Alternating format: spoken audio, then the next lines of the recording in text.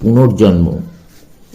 প্রাচীন মিশরীয়গণের মতে আত্মা একটি অন্য সাপেক্ষ বিকল্প সত্তা মাত্র। ইহার নিজস্ব কোনো পৃথক অস্তিত্ব নাই এবং কোনোদিনই দেহের সহিত সম্পর্ক বিচ্ছিন্ন করিতে পারে না। যতদিন দেহ থাকে কেবল ততদিনই উহা জীবিত থাকে। যদি কোনো আকস্মিক কারণবশত মৃতদেহটি বিনষ্ট হয়, তবে বিদেহ আত্মাকে দ্বিতীয়বার মৃত্যু ও ধ্বংসবরণ করতে হয়। মৃত্যুর পর আত্মা সমগ্র পৃথিবীময় যদিচ্ছা ভ্রমণ করিতে পারে বটে, কিন্তু প্রতি রাত্রে মৃতদেহটি যেখানে আছে সেখানে তাকে ফিরিতে হয়। সে সর্বদাই দুঃখমগ্ন, সর্বদাই ক্ষুধা তৃষ্ণায় কাতর এবং আর একবার জীবনকে উপভোগ করিবার জন্য তীব্র বাসনাযুক্ত, অথচ কোনো মতেই তাহা পূরণ করিতে সমর্থ হয় না। উহার পুরাতন শরীরের কোনো অংশ কোনো প্রকারে আহত হইলে আত্মার অনুরূপ অংশ অনিবার্যভাবে আহত হয়। এই ধারণাবশতই যে প্রাচীন মিশরীয়গণ মৃতদেহ সংরক্ষণ করিবার জন্য অতিরিক্তভাবে ব্যাকুল ছিল তা বুঝিতে পারা যায়। প্রথমে মরুভূমিকে সব ক্ষেত্র হিসেবে নির্বাচন করা হইয়াছিল, কারণ তথায় বায়ুর শুষ্কতা হেতু মৃতদেহ সহজে বিনষ্ট হইত না এবং এইরূপে বিদেহ প্রেতাত্মা দীর্ঘ জীবন লাভের সুযোগ পাইত। কালক্রমে জনৈক দেবতা সব দেহ সংরক্ষণের এমন এক উপায় আবিষ্কার করিলেন, যাহার সাহায্যে পূর্বপুরুষদের প্রতি শ্রদ্ধাশীল ব্যক্তিগণ তাদের স্বজনবর্গের মৃতদেহ প্রায় অনন্তকাল জন্য সংরক্ষণ করিবার আশা পোষণ করিত এবং নিদারুণ দুঃখের হইলেও আত্মার জন্য এরূপ অমরত্বের ব্যবস্থাই তাহারা করিত।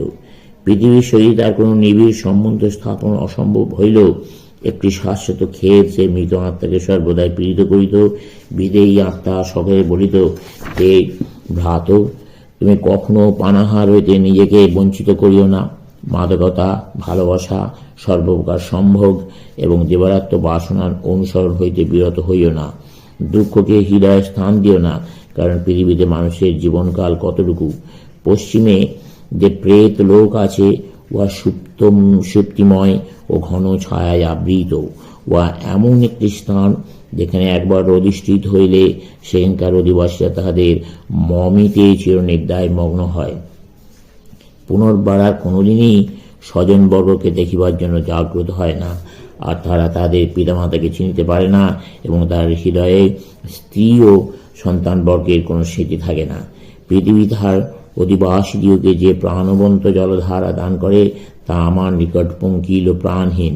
পৃথিবীতে যাহারা বাস করে তারা সকলেই জলধারার অধিকারী, অথচ আমার নিকট ওই জলধারায় এখন এক পুঁতিগন্ধময় গলিত ধারায় পরিণত হইয়াছি। মৃত্যুর এই উপত্যকায় আসিয়া অবধি আমি বুঝিতেই পারিতেছি না আমি কে এবং কোথায় আছি। আমাকে স্রোতস্বিনী জল পান করিতে দাও। উত্তর অভিমুখে মুখ করিয়া আমাকে জলাশয়ের ধারে রাখো, যাতে মৃদু বায়ু আমাকে স্নেহস্পর্শ দান করিতে পারে এবং আমার হৃদয় দুঃখের কবল হইতে মুক্তি পাইয়া সজীব হইতে পারে। ক্যান্ডিয়াবাসীরা মৃত্যুর পরে আত্মার স্বরূপ সম্বন্ধে মিশরীয়দের মতো অত গবেষণা না করিলেও তাদের মতে আত্মাকে দেহের উপর নির্ভরশীল দ্বিতীয় বস্তু হিসেবেই গ্রহণ করা হয় এবং ওই আত্মা কবরস্থানের সহিত জড়িত। তাহারা এই দেহ নিরপেক্ষ কোনো অবস্থার কথা চিন্তা করিতে পারে নাই এবং আশা পোষণ করিত মৃতদেহ পুনরুজ্জীবিত হইবে। যদিও দেবী স্থর নানা বিপদ আপদ ও রোমাঞ্চকর অভিযানের অন্তে ইয়া ও দমকিনার পুত্র তাহার মেষপালক স্বামী দুমজিকে পুনর্জীবিত করিতে পারিয়াছিলেন, তথাপি অতি ধর্মপ্রাণ এবং ভক্তিপরায়ণ ব্যক্তিরাও তাদের প্রিয়জনদের পুনরুজ্জীবনের নিমিত্ত দেবালয়ে বৃথায় কাতর আবেদন জানাইয়াছিল। এইরূপে আমরা দেখিতে পাই প্রাচীন মিশরীয় বা ক্যান্ডিয়াবাসীরা মৃত ব্যক্তির শব্দে হইতে কিংবা কবরস্থান হইতে সম্পূর্ণ বিচ্ছিন্ন করিয়া আত্মা সম্পর্কে কখনো ধারণা করিতে সমর্থ হয় নাই। সব দিক বিবেচনা করিলে এই পার্থিব জীবনই সর্বোত্তম এবং মৃত ব্যক্তি সর্বদাই আরেকবার এই জীবন পাইবার সুযোগের জন্য লালায়িত এবং যারা জীবিত তাহারাও দুঃখিত। দেহের উপর নির্ভরশীল এই দ্বিতীয় আত্মার অবস্থিতিকাল বৃদ্ধি করিবার কবির আশা পোষণ করিয়া তারা মৃত ব্যক্তিদিওকে যথাসাধ্য সাহায্য করিত। এইরূপ পরিবেশে আত্মা সম্পর্কে উচ্চতর জ্ঞান লাভ করা সম্ভব নয়। প্রথমত ইহা অত্যন্ত স্থূল ও জড়বাদ, তদুপরি ভয় ও যন্ত্রণাপূর্ণ। অসংখ্য অশুভ শক্তির দ্বারা ত্রস্ত হইয়া ওইগুলিকে এড়াইবার নৈরাশ্যজনক ও উদ্বিগ্ন চেষ্টায় জীবিতদের আত্মাও তাহাদের ধারণা অনুযায়ী মৃতের আত্মার মতো সারা পৃথিবীতে ঘুরিয়া বেড়াইয়াও কিছুতেই গলিত সব ও সবাধারের গণ্ডের বাইরে যাইতে পারিতেছে না। এখন আমাদেরকে আত্মা সম্বন্ধে উচ্চতর ধারণার মূল আবিষ্কারের জন্য অপর একটি জাতির দিকে দৃষ্টিপাত করিতে হইবে, যাহাদের নিকট ঈশ্বর সর্বকরুণানিলয় সর্বব্যাপী পুরুষ, যাহাদের নিকট তিনি জ্যোতির্ময় দয়ালু ও সহায়ক বিভিন্ন দেবতার মাধ্যমে নিজেকে প্রকাশ করেন। মানব জাতির মধ্যে যারা সর্বাগ্যে ঈশ্বরকে পিতৃ সম্বোধন করিয়া বলিয়াছিল, পিতা যেমন তার প্রিয় পুত্রের হস্ত ধারণ করেন, আপনিও তেমনি আমার হস্ত ধারণ করুন।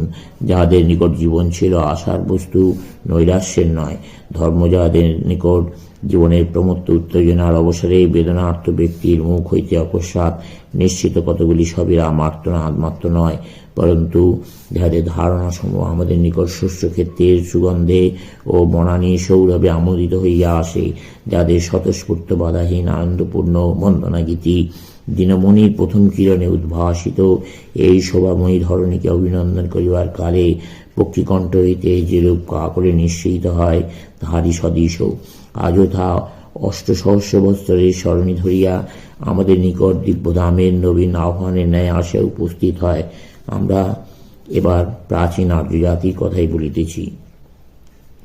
আর্য জাতির প্রাচীনতম গ্রন্থ ঋগ্বেদে তাদের প্রার্থনা মন্ত্র এইরূপে লিপিবদ্ধ আছে: আমাকে সেই মৃত্যুহীন অক্ষয়ধামে স্থান দাও, যেখানে দিব্যলোকের জ্যোতি বিদ্যমান এবং যেখানে চিরন্তন দীপ্তি জাজ্বল্যমান।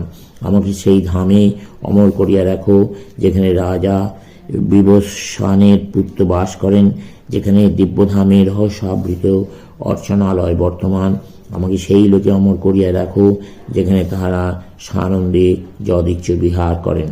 পৃথিবী ও অন্তরিক্ষের ঊর্ধ্বে সর্বাপেক্ষা অন্তর্বর্তী যে তৃতীয় দুলোকে নিখিল বিশ্ব জ্যোতির্ময় অবস্থিত, সেই আনন্দলোকে আমাকে অমর করিয়া রাখো। এইবার আমরা বুঝতে পারিতেছি যে আর্য জাতীয় মৃচ্ছগণের ধারণার মধ্যে কিরূপ আকাশ পাতাল প্রভেদ বিদ্যমান। একের দৃষ্টিতেই দেহ এবং এই পার্থিব জগৎই একমাত্র সত্য কাম্যবস্তু। তার এই বৃথা আশা পোষণ করে যে মৃত্যুকালে জীবনী শক্তি দেহ ছাড়িয়া চলিয়া যায় এবং ইন্দ্রিয় সুখ বঞ্চিত হইয়া নির্যাতন দুঃখ ভোগ করে। মৃতদেহকে সযত্নে রক্ষা করলে ওই জীবনী শক্তিকে পুনর্বার পৃথিবীতে ফিরাইয়া আনিতে পারা যায়। এইরূপ তাহাদের নিকট জীবন্ত ব্যক্তি অপেক্ষা মৃতদেহই অধিকতর যত্নের বস্তু হইয়া পড়িল। অপরে দেখিল, শরীর ত্যাগ করিয়া যাহা প্রস্থান করে তাহাই মানবের প্রকৃত সত্তা, এবং শরীর হইতে বিযুক্ত হইয়া তা এমন উচ্চতর সুখানুভবের স্তরে উপনীত হয়, শরীরে অবস্থানকালে তেমন সুখ সে কখনো পায় নাই। তাই তারা ধ্বংসন্মুখ সব দেহকে শীঘ্র দগ্ধ করিয়া নষ্ট করিবার ব্যবস্থা করিল। চলবে।